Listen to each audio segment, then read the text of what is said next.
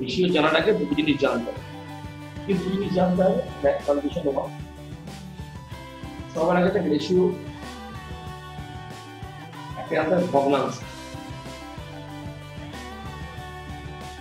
আর অনুপাত, এই দুটোর মধ্যে ডিফারেন্স আমাদের জানতে হবে। দেখ ভগ্নাংশ কাকে বলছে? দেখ ভগ্নাংশ মানে হলো সম্পূর্ণ অংশের সাথে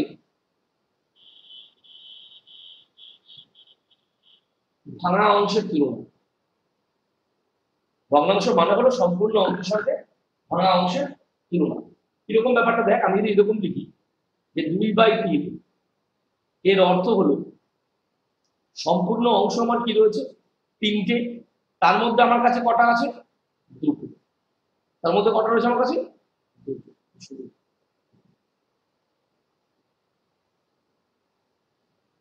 মোট 3টের মধ্যে আমার কাছে 2টো রয়েছে।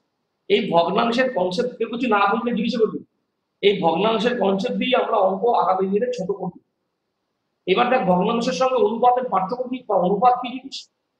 ভগ্নাংশ হলো সম্পূর্ণের সাথে ভাঙা অংশের তুলনা, কিন্তু অনুপাত হলো ভাঙা অংশের সঙ্গে ভাঙা অংশের তুলনা।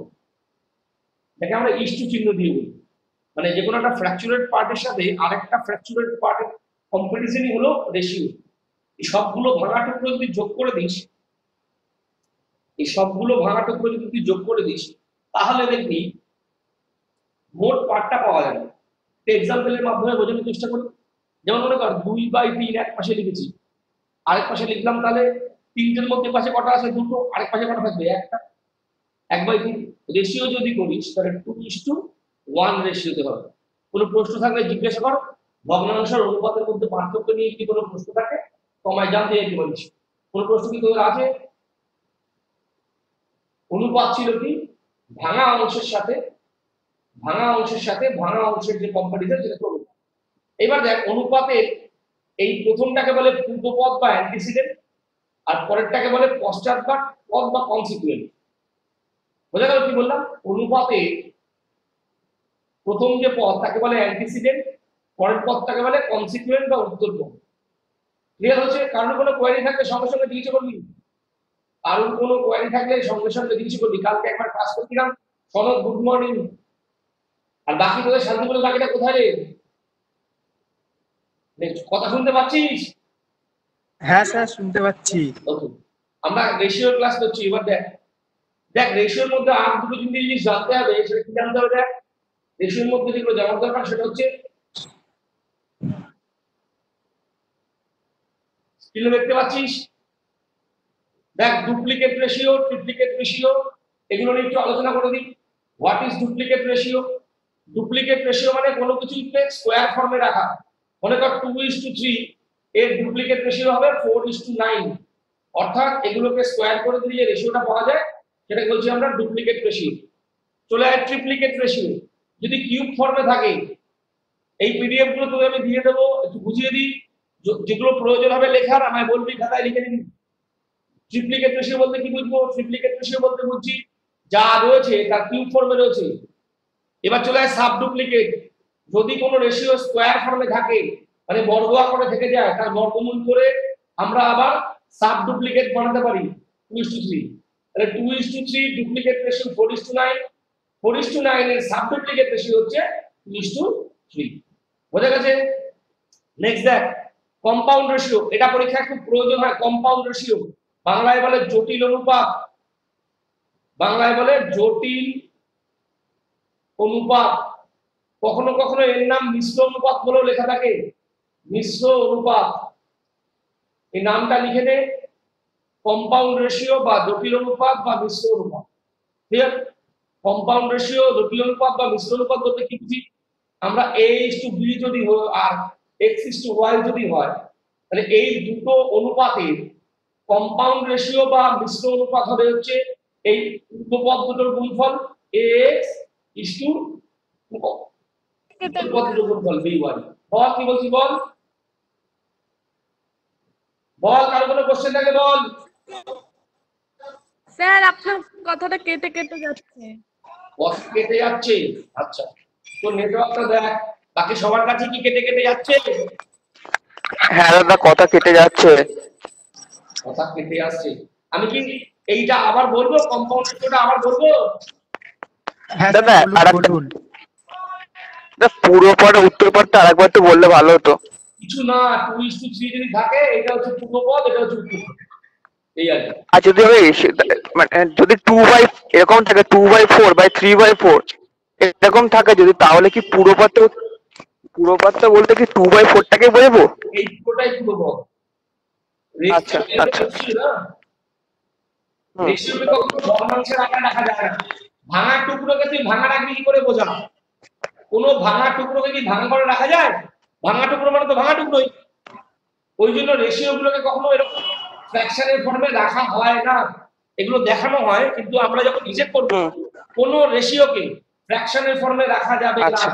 ক্লিয়ার? বোঝা গেছে? হুম। নেক্সট বলি দেখ, কম্পাউন্ড কি আর কি। হুম হুম। কম্পাউন্ড রেশিও বলছিলাম, কম্পাউন্ড রেশিও বলছিলাম a:b আর x:y, এই দুটোর কম্পাউন্ড রেশিও হবে ax:b1, কারণ পূর্ব পদ দুটোর গুণফল ইস্টু উত্তর পদ দুটোর গুণফল, এগুলো হচ্ছে বলা হয় কম্পাউন্ড রেশিও। ক্লিয়ার হচ্ছে? এইবার দেখ, আর যে জিনিসগুলো আমাদের জানা প্রয়োজন হবে সেগুলো হলো প্রপোর্শনাল বা সমানুপাত। প্রপোর্শনাল বা সমানুপাত কি জিনিস দেখে নি? প্রপোর্শনাল বা সমানুপাত। প্রপোর্শনালের বাংলা কথা হচ্ছে সমানুপাত। চলে সবার প্রথমে চলে আসি আমরা থার্ড প্রপোর্শনাল। বুঝতে পারছিস?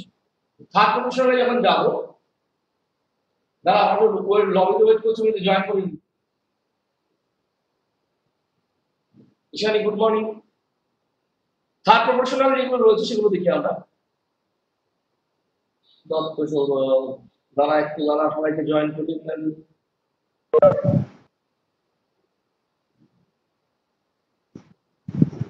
দেখ, আমি রেশিওর বেসিক ক্লাস করাচ্ছি, যাদের প্রয়োজন মনে হবে তারা করবি। যারা কালকে ক্লাস করেছিস তারা চাইলে নাও করতে পারবি, কালকে ক্লাসে রিভিশন দেবো। আর যদি রেশিও না হয়ে গিয়ে থাকে একবার করে নিতে পারিস, আমি সবাইকে বলে রেখেছিলাম। তাহলে থার্ড প্রপোর্শনাল, থার্ড প্রপোর্শনাল বানানোর জন্য মিনিমাম তিনটে দরকার হয়, এ, বি আর C. A by B equal to B by C. এই ক্ষেত্রে সিটা হলো থার্ড প্রপোর্শনাল, তো আমরা লিখতে পারি C equal to B square by A. এই হলো থার্ড প্রপোর্শনালের সংজ্ঞা। ক্লিয়ার হচ্ছে? বুঝতে পারছিস সকলে? থার্ড প্রপোর্শনাল কি? স্ক্রিন দেখতে পাচ্ছি না কে স্ক্রিন দেখতে পাচ্ছিস না? স্যার, আমি ঈশানী। এই বাকিরা দেখতে পাচ্ছিস? দেখতে দেখতে পাচ্ছি। পাচ্ছি। মাঝে মাঝে শুধু কথা কেটে কেটে আসছে। স্ক্রিন কি দেখতে পাচ্ছিস? হ্যাঁ স্যার দেখতে পাচ্ছি। ওকে ওকে ওকে, ঠিক আছে। ঈশানী স্যার, আমি দেখতে পাচ্ছি না।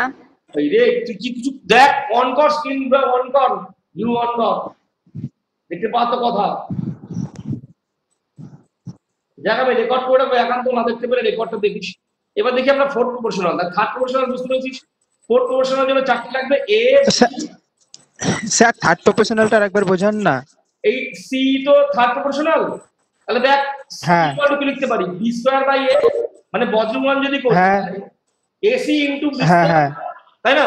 তাহলে বি স্কয়ার হ্যাঁ হ্যাঁ দোষ এখন ফোন করে কেন? হ্যাঁ স্যার বুঝতে পেরেছি ঠিক আছে, ফোর্থ প্রপোর্শনাল জন্য চারটে লাগবে, এ বি সি। বুঝতে পেরেছি। তাহলে A by B equal to C by B. এখানে ডিটা হচ্ছে ফোর্থ প্রপোর্শনাল, তাহলে ডি ইকুয়াল টু কি লিখতে পারি? ডি ইকুয়াল টু লিখতে পারি বিসি বাই এ লিখতে পারি। বুঝতে পারছিস প্রত্যেকে? ক্লিয়ার? বিসি বাই আমি এ লিখতে পারি। মিডিয়া কারা রয়েছে একবার দেখে নিলাম। সনদ, ইন্দ্র, ঈশানী, দীপিকা। নেক্সট দেখ, মিন প্রপোর্শনাল বা মধ্য সমানুপাত।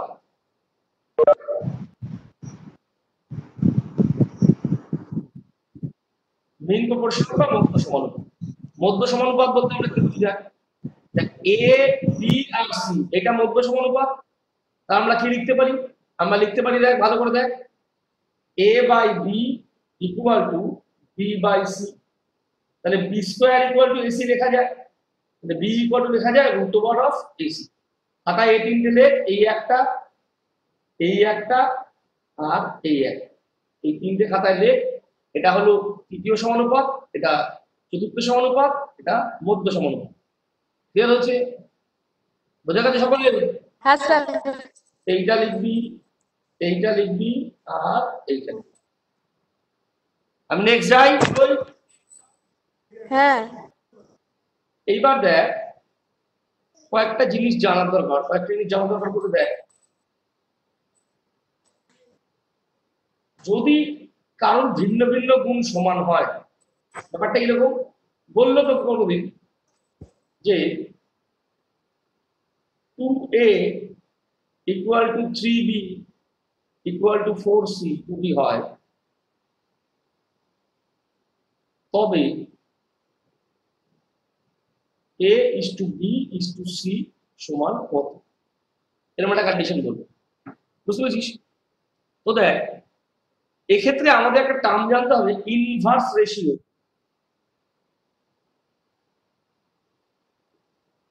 বা বিপরীত অনুপাত।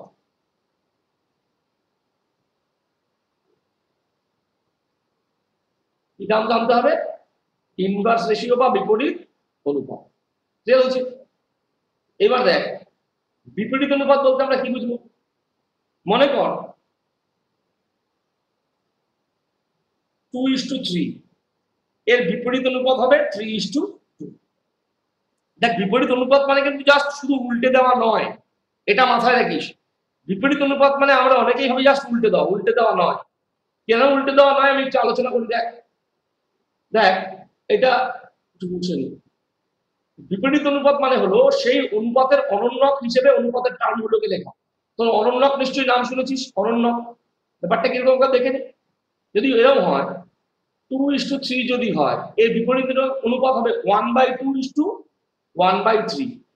এইবার তোবার জেনেছিস যে রেশিওর টার্মকে ভগ্নাংশের চেহারায় রাখা যায় না।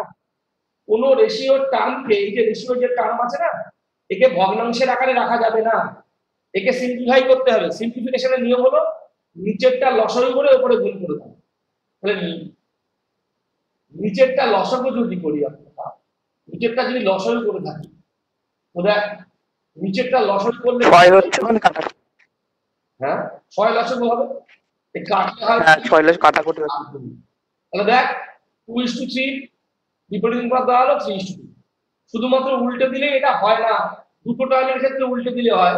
কিন্তু যদি এরকম দেয় 1:2:3, এর বিপরীত অনুপাত কত, তাহলে তুই কখনোই একে 3:2:1 লিখতে পারিস না।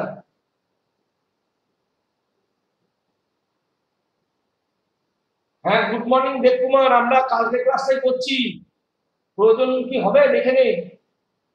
কালকে সেম ক্লাসটাই করছি, কর, না হলে মিটিং থেকে লেফট করতে পারিস, আমাদের অসুবিধা নেই কিছু। আশরাফুল গুড মর্নিং, দেরি করে ফেললি। তো যে আপনি সেটা বলছিলাম 1:2:3, এর বিপরীত অনুপাত কখনো 3:2:1 হয় না। কেন হয় না? তার কারণ হলো বিপরীত অনুপাত মানে উল্টো করে লেখা নয়, বিপরীত অনুপাত মানে হলো ইনভার্সে লেখা, মানে তার অনন্যক করে লেখা। তার মানে কি দাঁড়াচ্ছে দেখ 1/1:1/2:1/3, এইটা বিপরীত অনুপাত হচ্ছে এইটা 6:6:2। তো দেখ 1 2 3, তাহলে এই বিপরীত অনুপাত যদি এরকম হয়ে থাকে, তাহলে দেখ এইটার লসাগু করে উপরে বসাই আমরা, এইটা লসাগু করে দিয়ে উপরে বসাই, উপরে কত হবে 6 লসাগু হবে, তাহলে দাও হবে কি 6:3:2। তাহলে 1:2:3 এর বিপরীত অনুপাত আছে কত? 6:3:2। ক্লিয়ার হয়েছে? বুঝতে পেরেছিস বিপরীত অনুপাত কি জিনিস? কারো কোনো কোয়েরি থাকলে বল বিপরীত অনুপাত কি জিনিস? কারো কোনো কোয়েরি যদি থাকে বিপরীত অনুপাত সংক্রান্ত আমায় জিজ্ঞাসা কর, আছে কি? তাহলে যেটা বলছিলাম, আমাদের কাছে প্রশ্ন হচ্ছে 2a = 3b = 4c, এই প্রশ্ন ছিল আমাদের কাছে। তা বলা হয়েছিল a is to b is to c সমান কত। দেখ ছোটবেলায় আমরা জিনিস করতাম একটা 2a = 3b = 4c, আমরা কি করতাম, এটাকে k ধরে নিতাম। আমি ডেসক্রিপটিভ অবজেক্টিভ দুটোই করছি। এবার দেখ তাহলে a = কি লিখতাম 2k, সরি k/2, b = কি লিখতাম k/3, c ইকুয়াল টু লিখতাম k/4, তারপর রেশিও করতাম k/2 k/3 k/4, এরকম রেশিও করতাম।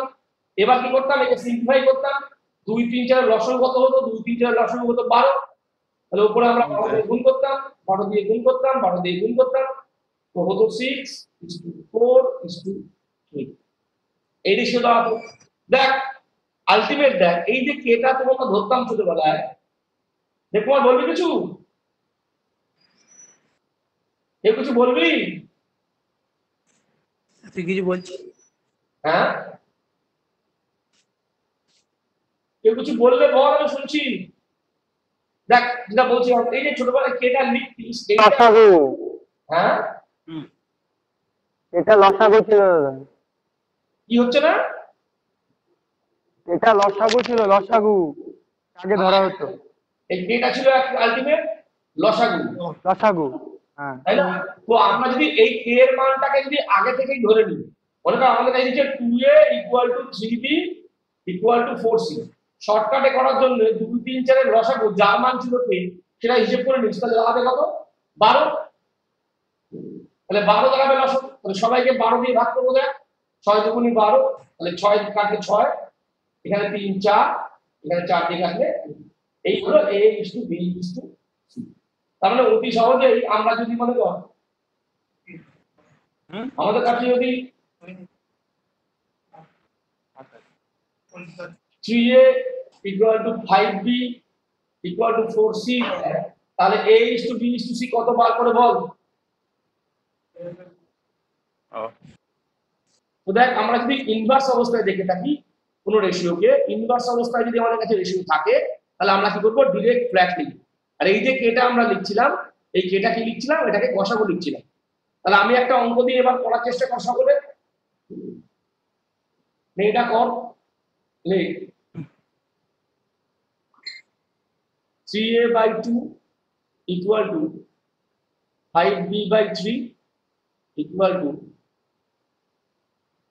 c/5, এরকম লেখা আছে, ফাইন্ড a/b/c, ঠিক আছে, এটা 3a/2 5b/3 c/5, ওকে। তো দেন ফাইন্ড করতে হচ্ছে a/b/c, করে ঝটপট করে आंसर লেখ।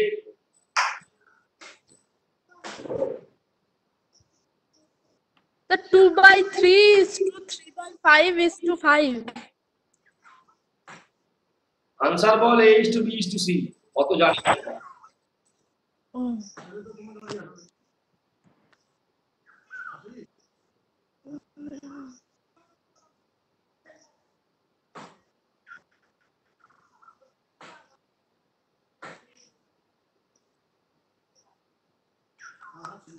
বন্ধুরা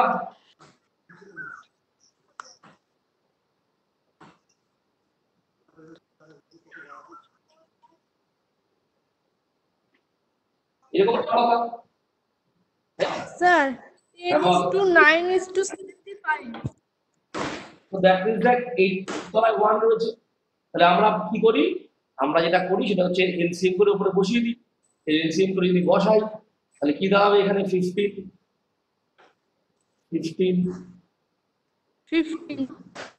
তাই তো, আর এখানে কাটলে কত হয়, 5 হয়, এখানে কাটলে হয় 3 হয়, ব্যাস, তাহলে হচ্ছে 10 9:75। 9:75। ঠিক আছে।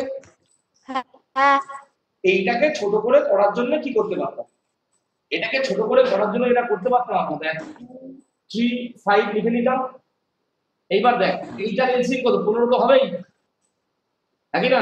হ্যাঁ, তাহলে দেখ এখানে দেখ, এখানে 3 দিয়ে 15 কাটলে কত হয়, 5, একবারে এখানে 5 লিখতাম, এখানে 15 কে 5 দিয়ে কাটলে কত হয়, 3, একবারে 3 লিখতাম, এইখানে তো 15 এর কাটাকাটির কোনো ব্যাপারই নেই, তাহলে একবারে 15 গুণ করে দিতাম, এই হবে 10:9:75, এইভাবে চাইলে শর্টকাটে করতে পারতাম। বুঝুন কি, স্যার শর্টকাটটা আরেকবার দেখান না। একবার শিওর নিশ্চয়ই দেখ।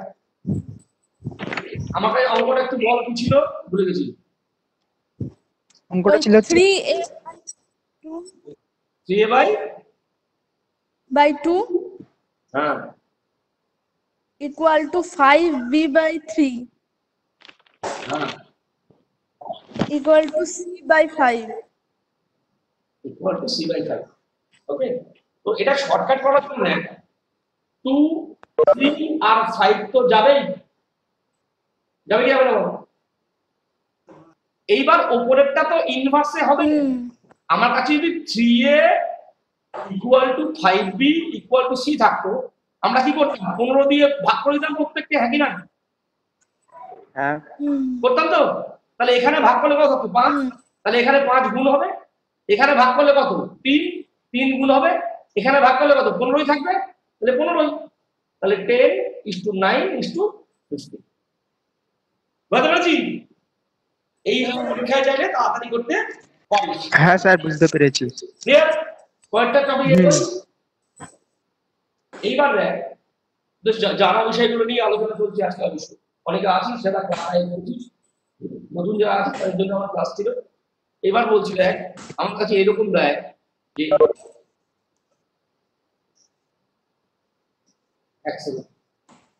এরকম দেওয়া হয় যে a:b 2:3 আর b:c 4:5, then find a:b:c। এই ধরনের একটা অঙ্ক আমাদের কাছে থাকে। তো ছোটবেলা থেকে স্যার কথা কেটে যাচ্ছে। আবার ঠিক হয়ে যাবে। দেখ a:b আর b:c দেওয়া রয়েছে, তোকে বলা হয়েছে a:b:c বার করতে। এক্ষেত্রে দেখ ঘটনা যেটা বলি, সেক্ষেত্রে আমরা জানি এটাকে দ নিয়মে গুণ করলে এটা কি হয়ে যায়। তো দেখ a:b:c যদি দ নিয়মে গুণ করলে হয়ে যায়, তাহলে 2:3 আর 4:5 So 8:12:15 8:12:15 এটা 12:15 জানা ছিল। তো বিষয় যেটা হচ্ছে, এটা আমরা তখনই করতে পারি যখন আমাদের এই ক্রসে এই জায়গায় যা থাকবে এই জায়গায় তাই থাকবে, তখনই এটা পসিবল আমাদের কাছে। এটা মাথায় রাখিস, পরীক্ষার সময় মাঝে মাঝে এই ধরনের কিছু ভর্তি দেওয়া থাকে, এটা একটু খেয়াল রাখবি। কখন করা সম্ভব? যখন এখানে যে টার্মটা থাকবে এখানে সেম টার্ম থাকবে, তাহলে এটা করা সম্ভব। একটা এক্সাম্পলের মাধ্যমে আমরা নিতে চেষ্টা করি। দেখ কিরকম, দেখ তোকে বলা হলো a:b 2:3 আর বলা হলো, কালকে মনে হয় ক্লাসে যারা ছিল তারা জানিস, আর নেক্সট আয়টা বলা হলো a:c 4:5, then find a:b:c। a:b দেওয়া আছে আর a:c দেওয়া আছে। এক্ষেত্রে কি করতে হয় দেখে নে। এক্ষেত্রে দেখ, আমরা যদি a:b আর a:c লিখি, আমরা কি দ করতে পারবো? সবার আগে সেটা দেখ। এটা হবে না দাদা, কারণ সিমিলার এই জায়গায় রয়েছে। না। আমাদের লক্ষ্য হচ্ছে এই জায়গায় সিমিলার কন্ডিশন থাকা উচিত, তাই না? তো আমরা কি করবো? ঘুরিয়ে পরেরটাকে আমরা ঘুরিয়ে দিতে পারি দাদা? একদম ডেফিনিট ঘুরিয়ে নেবো। b:a করে নে, 3:2 হয়ে যাবে, আর a:c করে নে, 4:5 হয়ে যাবে। এবার দেখ এই টার্ম দুটো ইকুয়াল হয়েছে, এই দুটো গুণ করলে এই দুটো গুণ করলে এই ব্যক্তিকে পাওয়া যায়। বুঝতে পেরেছিস? বললাম এই দুটো গুণ করলে এই ব্যক্তিকে পাওয়া যায়। ঠিক আছে? তো এইবার দেখ এই ব্যক্তিকে গুণ করলে যদি একে পাওয়া যায়, তাহলে আমরা যদি এই দুটো গুণ করি তাহলে বি কে পাবো। তাহলে বি মানে কত হবে? 3 4 12। এই যে গুণ করলে বি কে পাচ্ছি। এই দুটো গুণ করলে এইখানে আর এইখানে ব্যক্তিকে পাওয়া যাবে। তাহলে a ইকুয়াল টু কত হবে? 8। এই যে 4 গুণে 8, a এইখানে, আর c এইখানে গুণ করলে আমরা c কে পাবো। তাহলে কত হবে? c 10। তাহলে a:b আর a:c যদি 2:3 আর 4:5 হয়, তাহলে a:b:c দাঁড়াবে 8:12:10 বা 4:6:5। বোঝা গেছে? প্রত্যেকের কাছে বোঝা গেছে বিষয়টা? একটু রাখেন স্যার, একটুখানি লিখবো স্যার, রাখবেন। লিখে নে। লিখলে বল, আমি 1 মিনিট দাঁড়াচ্ছি। হয়ে গেলে বলবি, আমি এগুলো একটু ক্রস করছি। হ্যাঁ, নেক্সট টপিকে আমরা চলে যাই। নেক্সট টপিকে যখন যাবো দেখে নিন। হ্যাঁ, নেক্সট টপিকে বললো তোকে, নেক্সট টপিক বলছি a:b B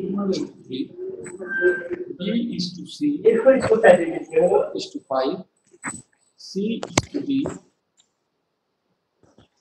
5 is to 6. এরকম একটা টপিক বললো A is to B sir করছি দাঁড়ান। equal to 4.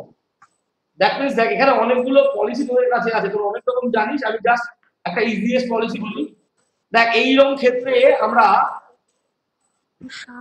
এইটা যদি গুণ করি এই কটাকে আমরা A পেয়ে যাব,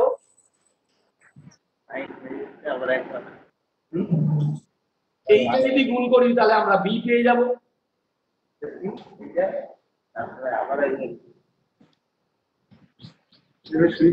এইটা যদি গুণ করি আমরা C পেয়ে যাব, আর এইটা যদি গুণ করি আমরা D পেয়ে যাব।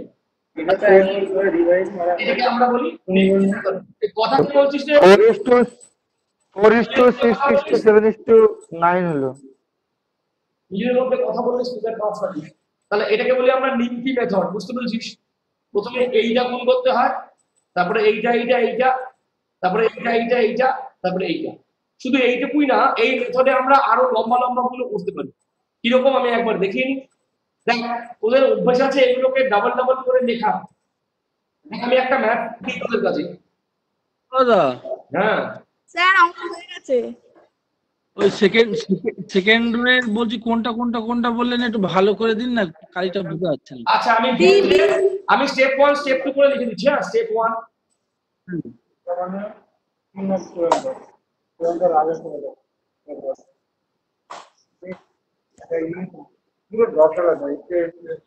স্যার অ্যানসারটা বলবো? আমারও হয়ে গেছে করা। এই এত কথা বলছিস কেন রে?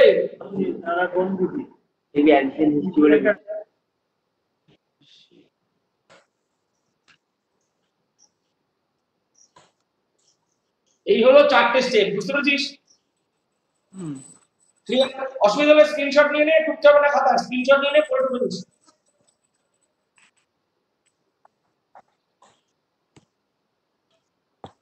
বুঝতে পেরেছিস? এই হলো 4টে।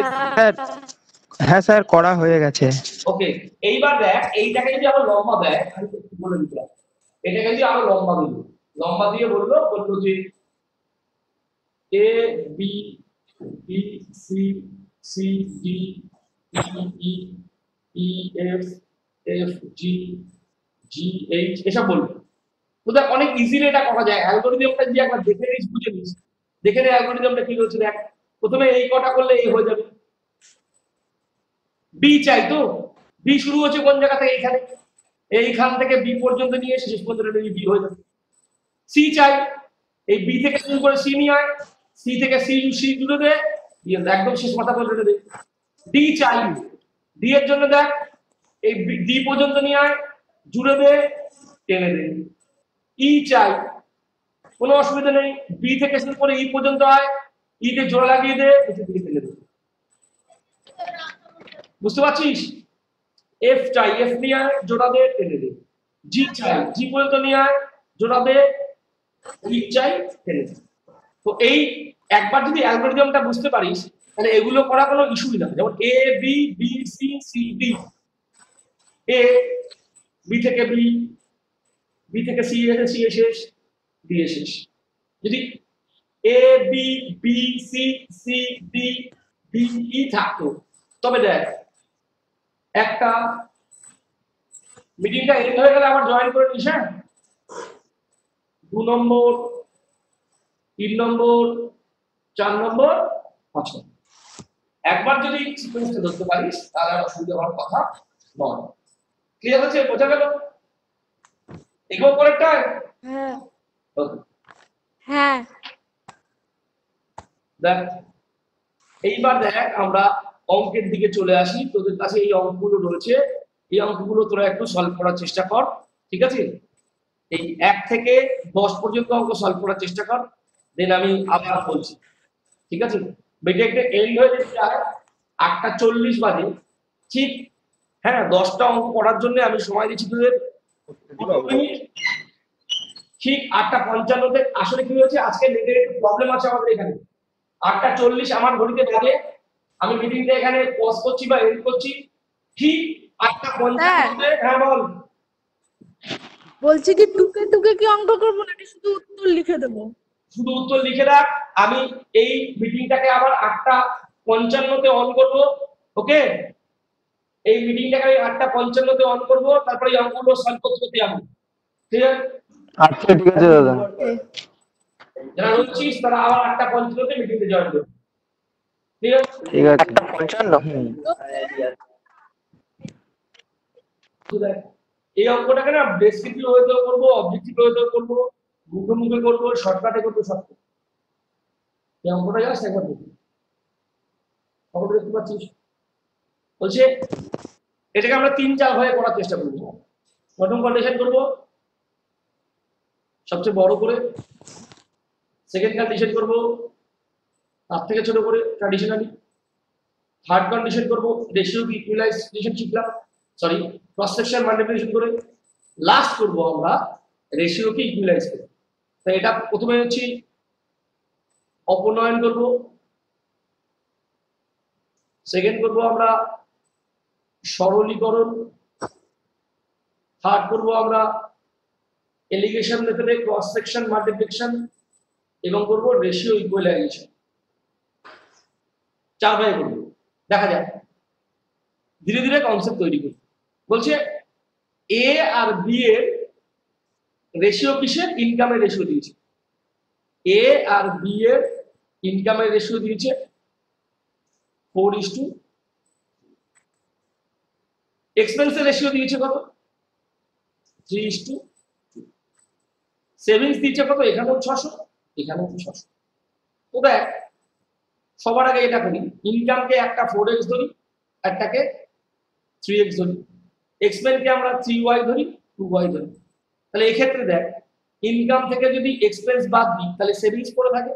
তাহলে এক্ষেত্রে করতে পারি 4x minus 3y equal to 600, এই একটা সমীকরণ। আর একটা করতে পারি কি 3x minus 2y equal to 600, এই একটা সমীকরণ। এই দুটো সমীকরণকে অপনয়নে সমাধান করে অঙ্কটা করতে পারি।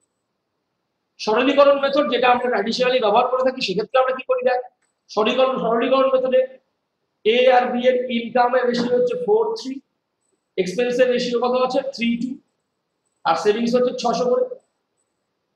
তো দেখ এটা করতে পারি কি, এটাকে 4x দাও, এটাকে 3x দাও, তাহলে 4x minus 600 divided by 3x minus 600 equal to 3/2 লেখা যায়। কারণ এটা ছিল আমার ইনকাম, এটা ছিল আমার সেভিংস।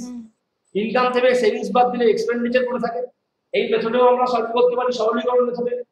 এইবার দেখ, এই যে সরলীকরণ মেথড যেটা আমরা অ্যাপ্লাই করলাম এই মুহূর্তে, এই সরলীকরণ মেথডটার মধ্যে একটা বস্তু দেয় আমাদের, যে এই মাত্র যে ক্রস সেকশন মাল্টিপ্লিকেশন ইকুয়ালাইজেশন যে মেথডটা আমরা শিখলাম, এটা সিমিলার হলো কিনা? কিরকম সিমিলার হলো? 4:3 ছিল, দুপক্ষে 600 চলে গেছে, কত হয়েছে 3:2। আমরা পেয়ে যাবো, ব্যাস, বাকি এর স্যালারি বি এর স্যালারি সবার স্যালারি পেয়ে যাবো। এই ছিল আমাদের ক্রস সেকশন মাল্টিপ্লিকেশন ইকুয়ালাইজেশন। এইবার এই বড় মেথড, তারপরে সিম্পলিফিকেশন মেথড, তারপরে আমরা দেখলাম এই সিম্পলিফিকেশন মেথডের এলিগেশন টাইপ বা ক্রস সেকশন মাল্টিপ্লিকেশন ইকুয়ালাইজেশন। এইবার দেখবো আমরা রেশিওকে ইকুয়ালাইজ করে এই ধরনের অঙ্ককে কি করে সলভ করা। দেখ, রেশিওকে ইকুয়ালাইজ করে যদি সলভ করা যায়, এটা ভালো করে লক্ষ্য করিস। আমাদের এ ছিল, বি ছিল, ইনকামের রেশিও দিয়েছে 4:3, বহুত ডিস্টার্ব হচ্ছে। এক্সপেন্সের রেশিও দিয়েছে বলবি কিছু 3:2, সেভিংস করেছে 600। ভালো করে একটা জিনিস দেখ, এই লোকটার 4 থেকে 3 হচ্ছে, মানে কত শর্ট হচ্ছে? 1 শর্ট হচ্ছে, হ্যাঁ কি না? এই লোকটারও 3 থেকে 2 কত বাকি হয়ে গেল। 1 শর্ট হচ্ছে। এই যে 4 থেকে 3 প্রবলেম হবে। 1 শর্ট হচ্ছে, এই লোকটারও ভালো একটা অঙ্ক করা। 1 শর্ট হচ্ছে। এই দুজনই 1 শর্ট হচ্ছে কেন? কারণ 600 টাকার জন্য। ক্লিয়ার হচ্ছে? বুঝতে পেরেছিস? একজনের ইনকাম 4, সে খরচ 3, তাহলে সেভিংস তো 1। আবার এই লোকটারও সিমিলার, ইনকাম 3, খরচা 2, সেভিংস 1, উভয় ক্ষেত্রেই দেখ 1 এর ভ্যালু 600 করে। এক্ষেত্রে আর অন্য কিছু করার দরকারই নেই। তাহলে 1 মানে আমার কত পেয়ে গেছি 600। তাহলে 1 মানে 600, দেখ 1 ভাগের মানই বার করার টার্গেট ছিল। আমরা এভাবে রেশিওকে কম্পারিজন করে বা ইকুয়ালাইজ করে এই ধরনের অঙ্ক করতে পারি। বুঝতে পেরেছিস? তো চাকরির পরীক্ষায়, ডেসক্রিপটিভ পরীক্ষায় এই মেথডটা ইউজ করবি, ডেসক্রিপটিভ পরীক্ষায়, আর অবজেক্টিভ পরীক্ষায় এই ধরনের মেথড ইউজ করবি।